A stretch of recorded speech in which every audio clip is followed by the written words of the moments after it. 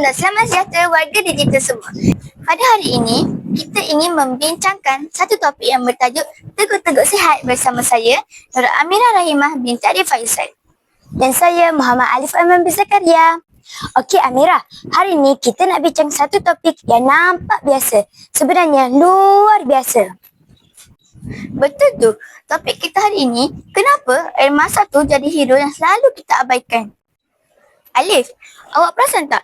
Kalau dekat kantin, ramai sangat orang yang cari air warna-warna dulu. Warna merah, warna hijau, warna coklat, semua ada. Itulah pasal, sedap memang sedap.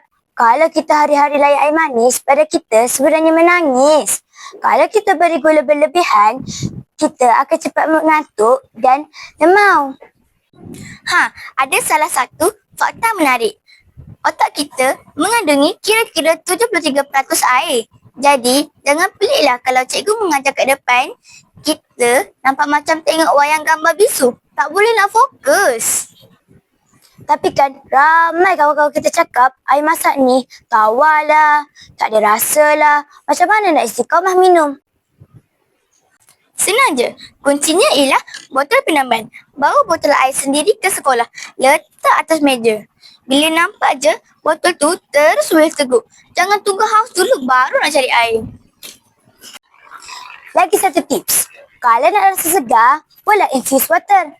Letak irisan lemon atau timun. Rasa premium macam ke hotel. Tapi modal rendah dan sihat.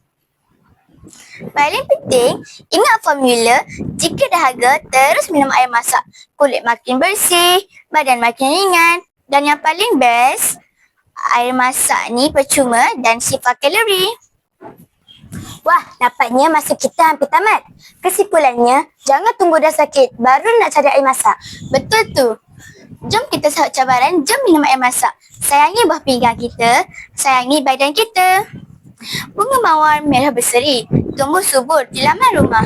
Air masak pembersih diri, buang toksin, badan tak lemah. Minum air masak, hidup lebih sihat. Saya Nur Amirah Rahimah binti Arif Faisal. Dan saya Muhammad Alif Aiman bin Zakaria. Jumpa lagi. Bye.